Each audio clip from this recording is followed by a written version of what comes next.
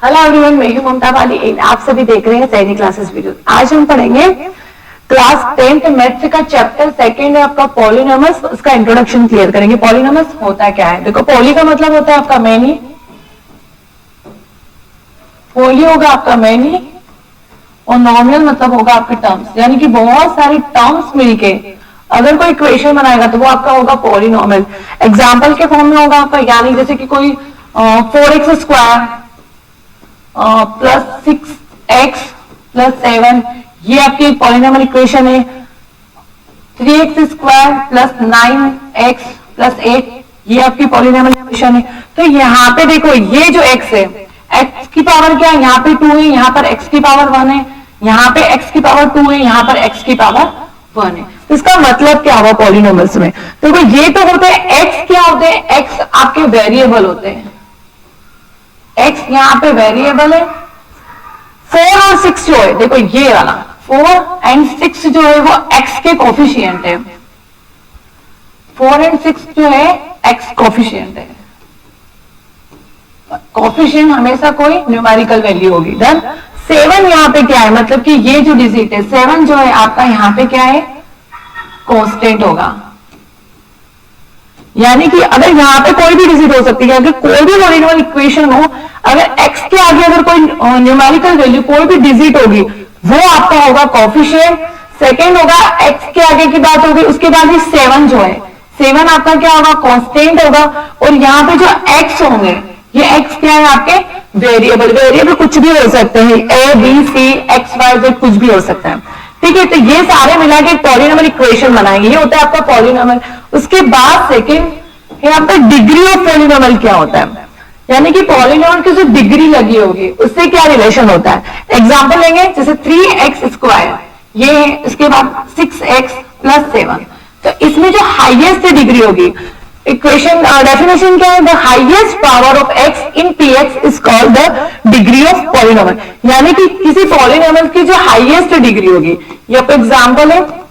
Highest degree क्या है? देखो, x की हाईएस्ट डिग्री यहाँ पे 2 है, यहाँ पे 1 है, यहाँ पे ये 7 आपका कांस्टेंट है। तो यहाँ पे जो इस पॉलिनॉमियल की हाईएस्ट डिग्री जो होगी 2 होगी। तो यानी कि इसकी डिग्री है 2 है। सेकेंड एग्जाम्पल दिया है, जैसे कि मान लो सिंपल फॉर्म है 7x माइनस 7। तो यहाँ पे x की हाईएस्ट डिग्री क्या है? पॉलिनॉमियल की हाईएस्ट डिग्री क्या है? तो यहाँ पे x 1 बार है और हाईएस्ट डिग्री इसकी 1 है, तो ये हुआ आपका 1 डिग्री। थर्ड एग्जाम्पल है 3x स्क्वायर क्यूब वाला लेते, 9x plus 7x plus 4 is equal to 0। ठीक है, तो यहां पे ये आपका एक पॉलिनॉमियल है। तो यहाँ पे हाईएस्ट पावर क्या है? देखो, यहाँ पे x की हाईएस्ट पावर 3 है, यहाँ पे x की हाईएस्ट पावर 2, 1 एंड 4 जो आपका कांस्टेंट होगा। तो यहाँ पर हाईएस्ट डिग्री क्या होगी? 3 डिग्री। यानी कि अगर कोई भी पॉलिनॉमियल इक्वेशन हो तो आपको कैसे पता करना है कि इस पॉलिनॉमियल की डिग्री क्या होगी? तो उसमें x के ऊपर जो हाईएस्ट पावर होगी वो उस पॉलिनॉमियल की डिग्री होगी। यहाँ पे 2 है, यहाँ पे 1 है, कुछ नहीं था, मतलब 1 है, और इसकी 4 है। नेक्स्ट होगा कि पॉलिनॉमियल्स के टाइप्स क्या होंगे आपके, कितने टाइप्स के पॉलिनॉमियल होते हैं? Types of polynomial.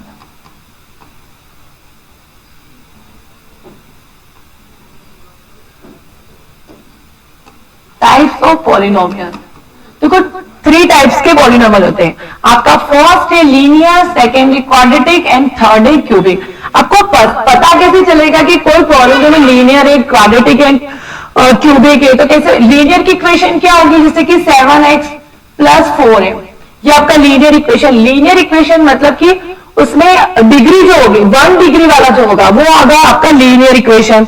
उसके बाद क्वाड्रेटिक इक्वेशन, जिसकी पावर हाईएस्ट पावर 2 होगी वो होगा आपका क्वाड्रेटिक इक्वेशन। मैंने आपको इक्वेशन के फॉर्म में कुछ भी एग्जांपल लेके बता रही हूं मैं एक बार। तो यहाँ पे हाईएस्ट डिग्री क्या है? 2 है, तो वो होगा आपका क्वाड्रेटिक इक्वेशन। थर्ड है क्यूबिक। क्यूबिक होगा आपकी हाईएस्ट पावर जो होगी, आपकी हाईएस्ट पावर -2 प्लस कुछ भी हो सकता है, बस आपको पावर देख के बताना है कि वो कौन सी इक्वेशन, कौन सी पॉलिनॉमियल इक्वेशन होगी। तो यहाँ पे हाईएस्ट पावर 3 है, तो ये आपका होगा क्यूबिक। यहाँ पे क्वाड्रेटिक मतलब कि ये हाईएस्ट पावर 2 है, तो ये हुआ आपका क्वाड्रेटिक। लीनियर इक्वेशन में होगा आपका 1 डिग्री, यानी कि x के ऊपर ओनली 1 पावर होगी। तो ये आपके 3 टाइप्स के पॉलिनोमियल है, आपको यहाँ पे मेन चैप्टर क्वाड्रेटिक पढ़ना है, ठीक है। उसके बाद नेक्स्ट है आपका जीरोस ऑफ पॉलिनोमियल, मतलब कि जीरोस ऑफ पॉलिनोमियल होते क्या है। डेफिनेशन है द जीरो ऑफ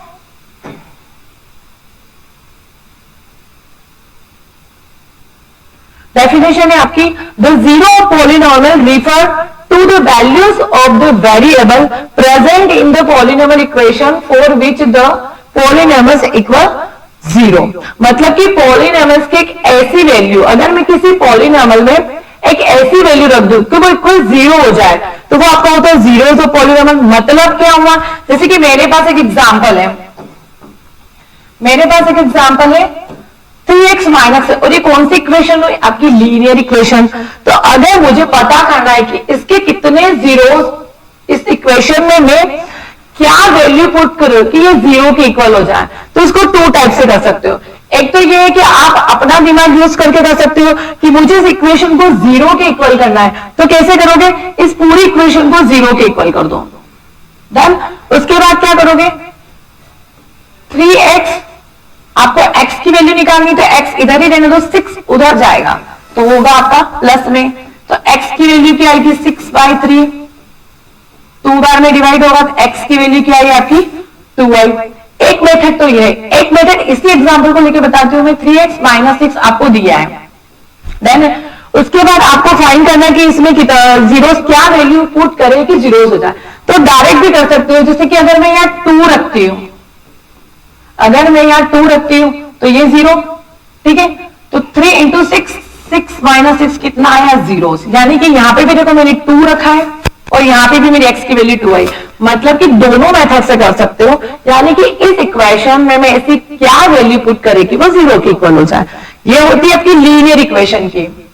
ये आप जीरोस किससे, इस वाले मेथड से आप जीरोस किसके फाइंड करोगे, लीनियर इक्वेशन के। ये क्वेश्चन आते हैं आपके कि कितने जीरोस फाइंड कैसे कर सकते हो, ठीक है। उसके बाद सेकंड एग्जांपल लेके बता रही हूँ मैं आपको क्वाड्रेटिक इक्वेशन का, कि क्वाड्रेटिक इक्वेशन अगर होती है, अगर ऐसे इक्वेशन होती है जिसमें x की पावर 2 हाईएस्ट पावर 2 होती है, तो उसमें आप जीरोस ऑफ पॉलिनोमियल कैसे फाइंड करोगे। तो इस मेथड में करोगे आप मिडिल टर्म स्प्लिट, मिडिल वाली जो टर्म है उसको आप स्प्लिट करोगे। आपने 9th में भी पढ़ी होगी, 7th क्लास में मिडिल टर्म स्प्लिट पढ़ते हैं।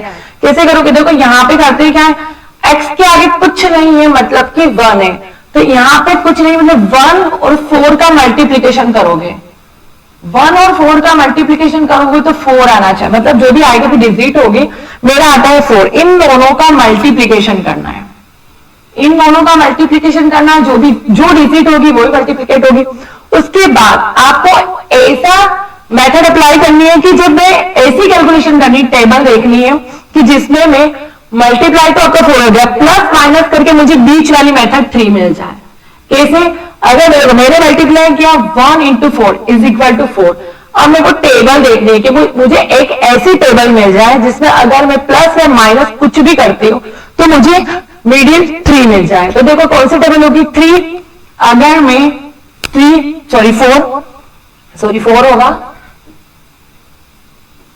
देखो अगर मैं 4 में -1 करती हूं तो कितना आएगा मेरे पास, 3 आएगा। यानी कि मल्टीप्लीकेशन में मेरे पास 4 आना चाहिए, और उसी डिजिट में मैं ऐसा क्या प्लस माइनस करूं कि मेरे पास 3 मिल जाए। तो देखो 4 तो 4 की टेबल 1, तो 4 में से 1 गया तो 3 आ रहा है, तो मैं इसमें पुट करती हूं। देखो मिडिल टर्म स्प्लिट में ऐसे x² सेम ऐसा कैसा उतारा, उसके बाद आपको इसको स्प्लिट करना है, नाम भी यही है कि मिडिल टर्म स्प्लिट। तो इस 3x को मैं क्या लिख सकती हूँ, ये वाली टर्म में, और x हमेशा साथ में लेना है, 4x माइनस 1x, डन। उसके बाद वापस -4 ऐसे ही उतरेगा। उसके बाद आपको अब ब्रैकेट खोलना है, तो x² ब्रैकेट खोलोगे तो ये प्लस का माइनस में अंदर इंटू होगा तो -4x, और ये माइनस मिलके क्या होंगे आपके प्लस के 1x, डन। उसके बाद इन दोनों के दो ग्रुप बनेंगे। देखो इन दोनों में क्या कॉमन ले सकती हूँ, अगर मैंने x कॉमन लिया, दोनों में ही x आ रहा है, x कॉमन लेकर अंदर क्या बचेगा, x माइनस 4। डन। इन दोनों में मैं क्या कॉमन लूंगी, देखो यहाँ पे 1 है, उधर मुझे उस ब्रैकेट में मुझे सेम ग्रुप बनाना है, तो इन दोनों में कॉमन कुछ अगर मैं 1 लेती हूं, ठीक है, अंदर क्या बचेगा, x माइनस 4 बचेगा। तो देखो मेरे ग्रुप सेम बन गए, ये वाला ग्रुप x माइनस 4 और x माइनस 4 सेम ग्रुप बने हैं, ठीक है। तो उसके अकॉर्डिंग इन दोनों ग्रुप में से किसी एक ग्रुप को लेना है, x माइनस 4 और बाकी की जो एक डिजिट बची x, यहां से x और एक ये +1, ठीक है। अब इन दोनों को आपको इक्वल 0 रखना है, तो आपको x की वैल्यू मिल जाएगी। अगर मैं इसको x0 की इक्वल करती हूं, x minus 4 is equal to 0, तो मेरे पास डिजिट आती है प्लस का 4, ये आ गई आपकी x की वैल्यू 1। अगर मैं इसको इक्वल करती हूं तो x इज इक्वल टू मेरे पास आता है माइनस का 1, यानी कि क्वाड्रेटिक इक्वेशन का जब मिडिल टर्म स्प्लिट करते हैं, जीरोस और पॉलिनोमियल्स फाइंड करेंगे, तो हमें 2x की वैल्यू मिलेगी। एक तो जो भी कैलकुलेशन होगी आपकी 2x की वैल्यू मिलेगी, ठीक है। और लीनियर इक्वेशन में आपको, लीनियर इक्वेशन में एक वेरिएबल होता है तो एक ही x की वैल्यू मिलेगी, क्वाड्रेटिक इक्वेशन में आपको 2x की वैल्यू मिलेगी। तो अब जब आप आगे क्वेश्चन सोल्व करोगे, ये होती है आपकी अल्फा वैल्यू, ये होती है आपकी बीटा वैल्यू। ये वाली मेथड आपको सेकेंड चैप्टर 2.2 जो चैप्टर है उसमें अप्लाई होगा। डन है। ये होते हैं आपके लीनियर इक्वेशन और क्वाड्रेटिक इक्वेशन के जीरोस और पॉलिनोमियल फाउंड करने की टेक्निक। उसके बाद है नेक्स्ट है आपका relation between zeros and coefficient of a polynomial, यानी कि जीरोस एंड कोफिशिएंट, पॉलिनोमियल्स के जीरोस और कोफिशिएंट में क्या रिलेशन होता है। सबसे पहले कोफिशिएंट में आपको आगे बताकर आई हूं कि कोफिशिएंट क्या होते हैं, जैसे कि यहां पे बता दी कोफिशिएंट x के आगे कुछ नहीं, यहाँ पे तो 1 है, इस x के आगे 7 है, मतलब 7 यहाँ पे क्या है आपका एक कोफिशिएंट है। डन। उसके बाद आपको रिलेशन बताना zeros and coefficient polynomials. Example देखो, सबसे पहले ये होता है आपका जनरल इक्वेशन, किसी क्वाड्रेटिक इक्वेशन की जनरल इक्वेशन होती है आपकी ax² + bx + c। उसके बाद इसमें आपको नई चीज देखनी है, क्या है आपके सम ऑफ जीरोस। क्या फॉर्मूला होता है सम ऑफ जीरोस का, सम ऑफ जीरोस यानी कि किससे शो करोगे आप, alpha plus beta is equal to -b/a।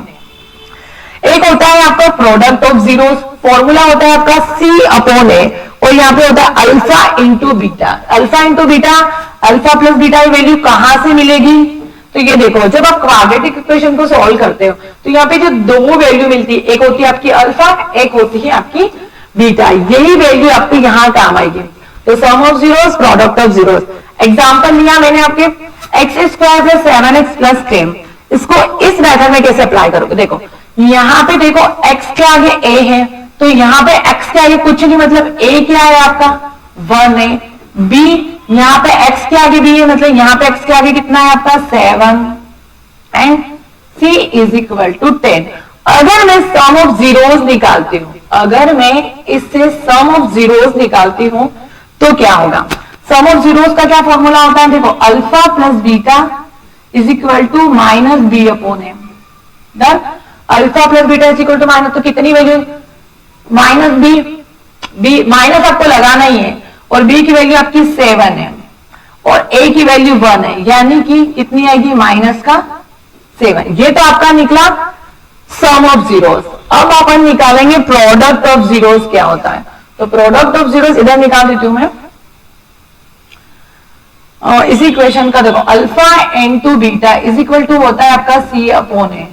Alpha into beta, c क्या है यहाँ पे आपका 10, a कितना है 1 है, तो आपके पास अल्फा इंटू बीटा की वैल्यू आएगी 10 आएगी। ये अपन निकाल चुके हैं। ये तो हुई आपकी रिलेशन बिटवीन कोफिशिएंट पॉलिनोमियल। अब आपको एक और, ये तो आपने अल्फा और बीटा की वैल्यू निकाली है, उसके बाद आपको क्या करना है, देखो ये जो इक्वेशन थी, ये जो इक्वेशन है x² + 7x + 10, इसी को मैं लेती हूं,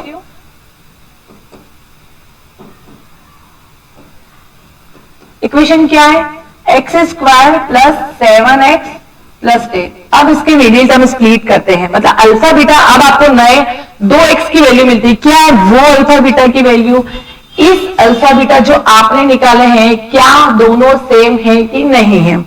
देखो मिडिल टर्म स्प्लिट करेंगे तो वही चीज यहाँ पे कुछ नहीं, मतलब 1 है, 1 का मल्टीप्लीकेशन 10 में करोगे तो 10, मतलब कि मुझे मल्टीप्लीकेशन में चाहिए 10 और प्लस माइनस करके मुझे चाहिए 7। डन। मुझे मल्टीप्लीकेशन में चाहिए 10 और प्लस माइनस करके मुझे चाहिए 7। तो देखो कौन सी टेबल में जब मल्टीप्लीकेशन में करोगे तो 10 हो जाए और प्लस माइनस कुछ भी करो तो बीच की टर्म 7 आ जाए। तो 5 की टेबल देखो, 5 2 जा 10, ये हुआ मल्टीप्लीकेशन। 5 2 जा देखो, 5 2 जा कितना होता है 10, और जब मुझे 5 प्लस 2 कर दिया जाए तो मुझे मिल गया 7। तो मेरा काम हो गया। तो मैं इसको लिखूंगी एक्स स्क्वायर प्लस 5x, क्योंकि x की टर्म में है तो मुझे पूरा लिखना पड़ेगा, 5x प्लस 2x प्लस 10। अब वो ब्रैकेट खोलेंगे तो प्लस का तो प्लस ही रहेगा, फिर प्लस का प्लस में होगा तो प्लस ही रहेगा, प्लस 10। अब इन दोनों में से मैं देखो ये दो के ग्रुप बने हैं, इन दोनों में से मैं कॉमन क्या ले सकती हूँ, x अगर मैंने कॉमन लिया तो अंदर बचेगा मेरा x प्लस 5। इन दोनों में से क्या कॉमन ले सकती हूँ, देखो 2 अगर मैं बाहर कॉमन लेती हूँ तो अंदर बचेगा मेरा x प्लस 5। देखो हमेशा ध्यान रखना ये ब्रैकेट बिल्कुल सेम होना चाहिए, प्लस है तो प्लस, माइनस है तो माइनस ही होना चाहिए। अगर ये दोनों आपकी अलग अलग डिजिट होती है मतलब कि आपकी कैलकुलेशन में कहीं मिस्टेक है। मेरा दोनों सेम आता है, इन दोनों ग्रुप में से किसी एक ग्रुप को उठाएंगे तो x प्लस 5, ये बाकी के बचा x प्लस 2। ठीक है, अब इन पूरी इक्वेशन को मैं 0 के इक्वल रखती हूँ तो क्या होगा, अगर मैं इस इक्वेशन को 0 के इक्वल रखती हूं तो x प्लस 5 कितना मिलेगा, देखो x प्लस 5 को 0 तो x is equal to minus का 5, एक टर्म ये मिली, एक x प्लस 2 है, ये 0 के इक्वल रखती हूं। डन। तो मेरे को क्या मिलेगा, x is equal to minus का 2। ये आपकी दो वैल्यू मिल गई, ये हुई आपकी अल्फा वैल्यू।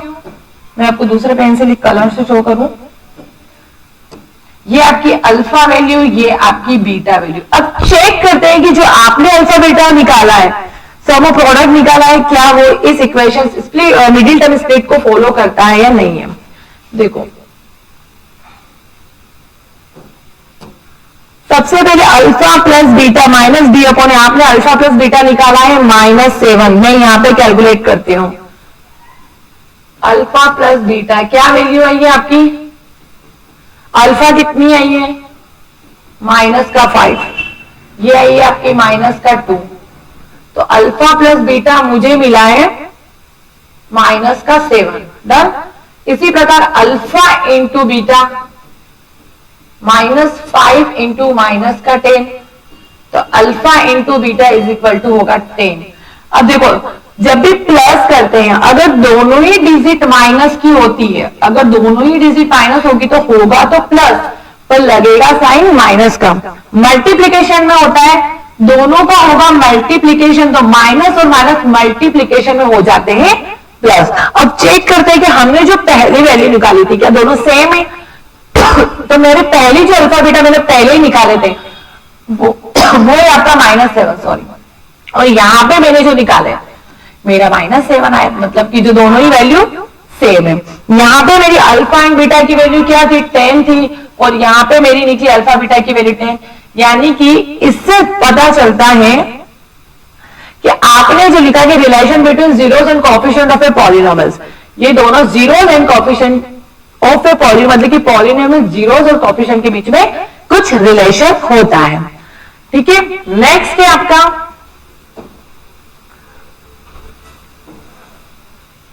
ये होते हैं यहां तक। मैं आपको एक चीज और बताती हूं, ये भी बड़ी काम की, बहुत क्वेश्चन पूछे जाते हैं। जैसे कि मान लो आपको पहले ही कुछ दे दिया हो, कि मान लो आपको पहले ही कुछ दे दिया हो कि जैसे कि सम ऑफ प्रोडक्ट आपको दे दिया हो कि सम ऑफ प्रोडक्ट आपको पहले ही दे दिया कि सम ऑफ प्रोडक्ट जो है 4 है, मान लो आपको पहले ही दे दिया, और product of zeros, sum of zeros है, यहां पे सम ऑफ जीरोस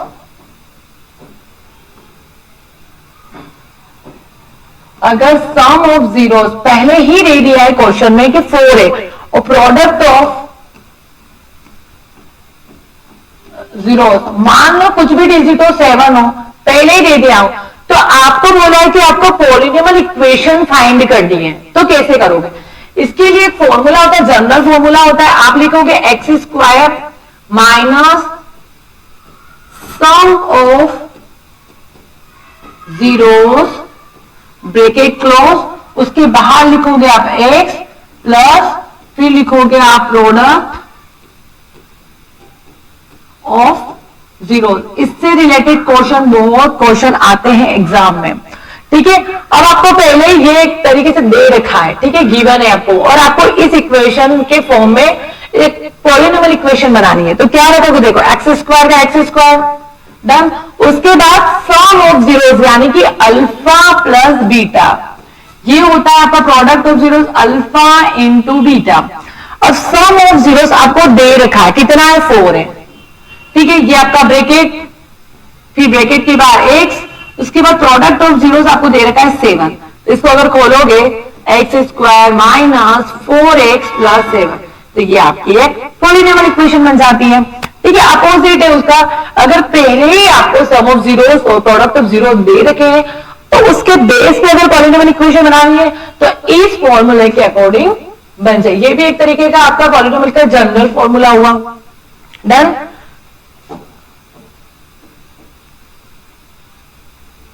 देखो सबसे पहले पॉलिनॉमियल्स क्या होते हैं वो पढ़े हैं, ठीक है। पॉलिनॉमियल्स क्या, मैनी टर्म्स। कोई मैंने एक एग्जांपल लिया था कि 4x square plus 6x plus 7, जहां पर x क्या है आपके वेरिएबल होंगे, 4 6 x के आगे जो डिजिट लगी होती है वो आपके क्या होंगे? x के कोएफिशिएंट होंगे। एंड 7 जो सिंगल फॉर्म में एक न्यूमेरिकल वैल्यू होती है, सिंगल न्यूमेरिकल वैल्यू होती है, वो होते हैं आपके कांस्टेंट होते हैं।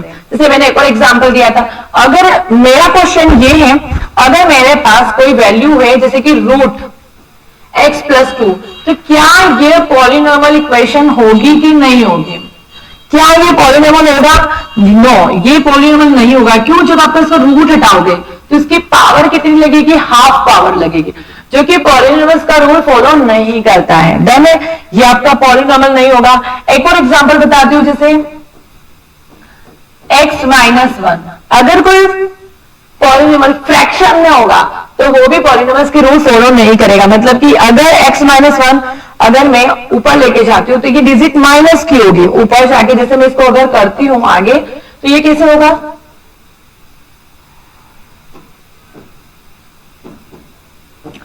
ये कैसे? x माइनस 1 की पावर माइनस 1, जो कि एक पॉलिनॉमियल नहीं होगा। तो आपको ध्यान रखना है कि पॉलिनॉमियल्स क्या क्या होंगे। एक सिंपल डिजिट जैसे कि सिंपल से फॉर्म में होंगे, जैसे कि सिंपल है आपका 4x स्क्वायर है, 9x क्यूब है, ठीक है। एक चीज मैं बताती हूँ, मेरा क्वेश्चन है आपका कि जैसे आपके पास कोई सिंपल डिजिट है 9x क्यूब है और आपके यहां लगा है 7, तो क्या ये पॉलिनॉमियल इक्वेशन होगी या नहीं होगी? क्या यह पॉलिनॉमियल इक्वेशन होगी कि नहीं होगी? यस, ये पॉलिनॉमियल इक्वेशन होगी। आपका क्वेश्चन होगा कि मैंने तो आपको बताया है कि अगर इस फॉर्म में होगी तो आपका जनरल फॉर्मूला ये कहता है, ठीक है। आपका जनरल फॉर्मूला तो ये होता है, अगर क्यूब वाली में जनरल फॉर्मूला ये होता है। तो ये हुआ कैसे? देखो हुआ कैसे, अगर यहाँ पे 9x क्यूब तो ऐसा ही है, डन है। मेरे पास b स्क्वायर नहीं है बीच में टर्म, d जरूर है, कॉस्ट है। तो मान लो यहाँ पे कोई अगर जीरो होगा, अगर यहाँ पे कोई जीरो टर्म कोफिशिएंट होगा तभी तो वो वैल्यू जीरो हुई होगी। अगर यहाँ पे कोई वैल्यू जीरो होगी तो जीरो का मल्टीप्लीकेशन एक्स में करोगे तो जीरो, इधर भी जीरो, तभी तो ये टर्म काय में बदली होगी, इस फॉर्म में बदला होगा। तो ये भी आपका एक पॉलिनॉमियल होगा, किस फॉर्म में? क्यूबिक पॉलिनॉमियल होगा। डन है, ये समझ चुके थे। सेकेंड हमने पढ़ा था डिग्री ऑफ पॉलिनॉमियल, जो हाईएस्ट पावर होगी पॉलिनॉमियल्स की, एक्स की जो हाईएस्ट पावर होगी वो आपका polynomial 2 degree 1 degree and 3 degree. इसका एक रिलेशन भी, क्वेश्चन भी आते हैं कि जैसे कि आपको इक्वेशन देख के बताना है कि इसके कितने सॉल्यूशन, कितने जीरोस पॉसिबल है, ये भी क्वेश्चन आता है। ओनली एमसीक्यूज क्वेश्चन में आता है, जैसे आपको इक्वेशन दे दी, उसमें बताना है कि इस इक्वेशन को देख के ओनली बताना है कि इसके कितने सॉल्यूशन पॉसिबल है, जिसकी जितनी हाईएस्ट पावर होगी उसके उतने ही सॉल्यूशन पॉसिबल है। यानी कि यहाँ पे x की हाईएस्ट पावर क्या है 2 है, तो इसके 2 सॉल्यूशन यानी कि 2 जीरोस पॉसिबल है, 2 जीरोस या 2 सॉल्यूशन पॉसिबल है। ठीक है, ये बड़ी आईएमपी चीज है। उसके बाद यहाँ पे x की पावर कितनी है 1 है, यानी कि 1 डिग्री है, यानी कि इसके कितने सॉल्यूशन पॉसिबल है, कितने जीरोस होंगे, इसका 1 जीरोस होगा, यानी कि 1 सॉल्यूशन ही होगा। और क्यूबिक वाले में हाईएस्ट पावर 3 है, तो इसके कितने जीरोस होंगे, 3 जीरोस होंगे एंड 3 सॉल्यूशन पॉसिबल है। ये क्वेश्चन आते हैं आपके एमसीक्यूज में कि आपको सिर्फ पॉलिनोमियल इक्वेशन देख के बताना है कि उसके कितने जीरोस या कितने सॉल्यूशन पॉसिबल है। देन उसके बाद पढ़े थे हम टाइप्स ऑफ पॉलिनोमियल, वही लीनियर, क्वाड्रेटिक एंड क्यूबिक। इसका जनरल फॉर्मूला होता है आपका x square plus b x plus c. इसका जनरल फॉर्मूला होता है आपका x cube b x square c x plus d, ये इसका जनरल फॉर्मूला होता है। नेक्स्ट है आपका जीरोस ऑफ पॉलिनोमियल, मतलब कि किसी पॉलिनोमियल में एक्स की वैल्यू में क्या पुट करूं कि वो इक्वेशन जीरो हो जाए। तो मैंने आपको लीनियर की 2 मेथड बताई है, आप डायरेक्ट भी आपकी डिजिट देख के पता कर सकते हो कि इसमें मैं क्या वैल्यू पुट करूं जिससे यहाँ पे 6 को 0 हो जाए। यहाँ पे इस मेथड से भी कर सकते हो कि पूरी इक्वेशन को 0 के इक्वल कर दो, इसके बाद एक्स की वैल्यू मिल जाएगी। सेकेंड है आपकी क्वाड्रेटिक इक्वेशन में कैसे रहा था, मिडिल टर्म स्प्लिट करनी है, मिडिल टर्म स्प्लिट करी थी तो मुझे x की 2 वैल्यू मिली थी, मतलब किसके 2 जीरोस पॉसिबल है। मैंने आपको अब भी बताया था आगे कि अगर जिसकी जैसे पॉलिनोमियल इक्वेशन की तो पावर 2 है तो उससे कितने जीरोस पॉसिबल है, 2 जीरोस पॉसिबल है। तो यहाँ पे 2 जीरोस पॉसिबल है इस क्वाड्रेटिक पॉलिनोमियल इक्वेशन की। उसके बाद पढ़े थे relation between zeros and coefficient, ये होता है जनरल फॉर्मूला। उसके बाद सम ऑफ जीरोस, ये सबसे इंपॉर्टेंट है आपके, इससे रिलेटेड क्वेश्चन एग्जाम में आएंगे।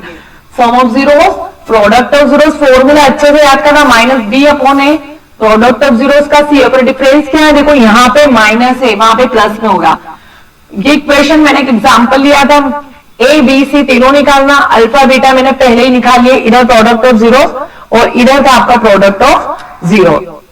उसके बाद मैंने इसी इक्वेशन का मिडिल टर्म स्प्लिट किया, उससे मुझे 2 वैल्यू मिलती है अल्फा और बीटा। तो फिर मैंने चेक किया कि क्या मेरा दोनों ही वैल्यू सेम है कि नहीं, मेरी दोनों वैल्यू सेम आती है।